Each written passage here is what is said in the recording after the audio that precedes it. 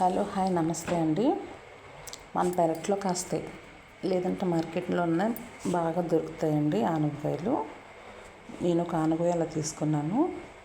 పైన ముసుగు తీసేసి మనకి ఎంత సైజు అసలు విషయం మీకు చెప్పలేదు కదా. హల్వా చేసుకుందామండి. ఆనపకాయ హల్వా హెల్త్కి చాలా మంచిది కదా, చలవ చేస్తుంది కదండి ఆనపకాయ. పిల్లలు విడిగా తినమంటే ఆనపకాయ అమ్మో వద్దు అంటారు. అలా కాకుండా వాళ్ళు ఇష్టంగా తినేలాగా ప్రిపేర్ చేశాను. మనకి ఇంత సైజు గింజలు లేతగా, చాలా లేతగా ఉన్నాయండి.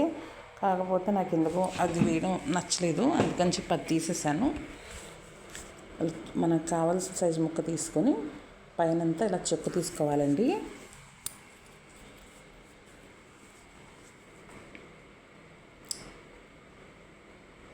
అలా తీయడం అయిపోయిన తర్వాత లోపల మధ్యలో ఉన్నదంతా గింజలు అవన్నీ కూడా తీసేసాను.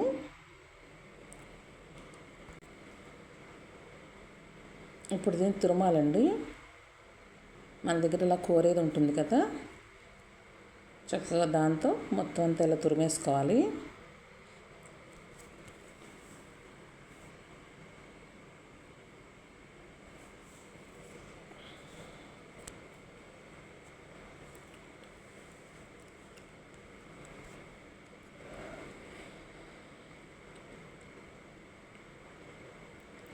చాలా తొందరగా వచ్చేస్తుందండి. అది కష్టం అసలు ఏం కాదు, చాలా ఈజీ ఇది. మనం ఏదన్నా హ్యాపీగా హాయిగా ఆస్వాదించాలనుకున్నప్పుడు కొంచెం కష్టమైన కానీ ఇష్టంగా చేస్తే చాలా బాగుంటుందండి. చిన్నప్పుడు మా అక్క చెప్పింది, కొద్దిగా మనం కష్టపడితే తర్వాత సుఖపడొచ్చని. అయితే స్టవ్ మీద ప్యాన్ పెట్టానండి. 3 స్పూన్ల ఆయిల్ వేసాను.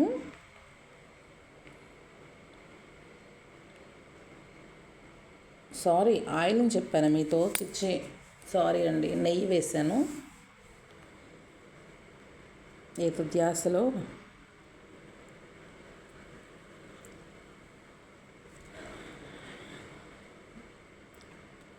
మనకు కావాల్సిన జీడిపప్పు పలుకులు వేసుకోవచ్చండి. ఇంట్లో పిల్లలు తింటున్నారు అంటే ఎన్నైనా వేసుకోవచ్చు, అది మన ఓపిక. కాకపోతే మా ఇంట్లో ఎక్కువ జీడిపప్పు అనేసరికి వేరుతూ ఉంటారండి. ఊరికి గార్నిష్ కోసమని నేను వేస్తున్నాను. అయితే ఇక్కడ మీకు ఈ విషయం చెప్పాలి. ఏ విషయం అంటే, ఇప్పుడు నేను ఆల్రెడీ తురిమి ఉంచాను కదండి ఆనపకాయ తురిమింది వాటర్ అంతా పిండేసానండి. మొత్తం నీళ్ళన్నీ పిండేసి వేసుకోవాలి, లేకపోతే అది తొందరగా అవ్వడం కాదు, ఫ్రై అవ్వదు. ఈ నేతిలో ఈ పచ్చివాసన పోయేలాగా లైట్ బ్రౌన్ కలర్లో వచ్చే వరకు వేయించుకోవాలండి. వచ్చేసింది మనకి చక్కగా, చూసారుగా, బ్రౌన్ కలర్లో లైట్గా వచ్చింది. దానిలో పాలు పోసుకోవాలి. ఈ పాలు ఎగిరేంత వరకు ఉంచాలండి.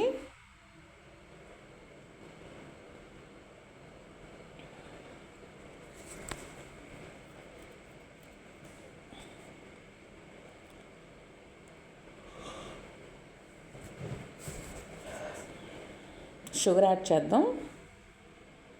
టేస్ట్కి తగ్గట్టు వేసుకుందామండి షుగరు.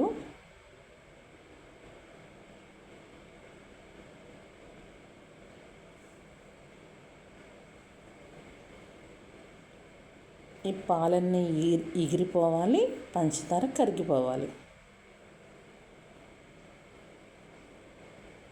ఈలోపు మనం దీనిలో యాలకుల పౌడర్ వేసుకుందామండి.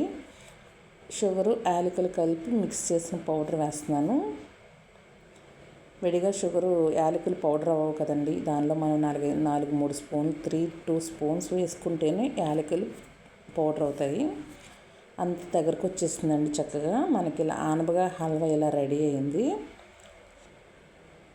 టేస్ట్ అయితే అదిరిపోయిందండి, నిజంగా మీరు చెప్తే నమ్మరు. బీట్రూట్ క్యారెట్ కన్నా టేస్ట్ అయితే ఎక్సలెంట్గా ఉంది. ఉండలుగా చేసి పెట్టచ్చు. హల్వాలో ఒక గిన్నెలో వేసి ఇవ్వచ్చు పిల్లలకి, మన ఇష్టం అండి. చక్కగా ఆరితే కూడా ఇది కొంచెం డ్రై అవుతుంది కదా, చాలా బాగుందండి. పిల్లలు కూడా చాలా ఇష్టంగా తింటారు. టేస్ట్ అయితే ఎక్సలెంట్గా ఉంది. నాకైతే పిచ్చిగా నచ్చేసింది. చాలా బాగుందండి. మా ఇంట్లో వాళ్ళకి కూడా నచ్చిందండి. మీరు ఒకసారి ట్రై చేయండి. మనకు ఆనపకాయలు చాలా దొరుకుతాయి కదా, అందులో కూడా చలవ చేస్తుందండి. వేసవి కాలంలో ఇలా ఆనపకాయ ద్వారా చేసుకుంటే చలవ చేస్తుంది. వేసవికాలం స్టార్ట్ అయిపోతుంది కదండి, ఆల్రెడీ ఎండలు ఎక్కువ ముదురుతున్నాయి. ఈ వేడి తట్టుకోవడం కష్టం. ఇలా చేయండి, సింపుల్గా, హ్యాపీగా, ఈజీగా. బాయ్.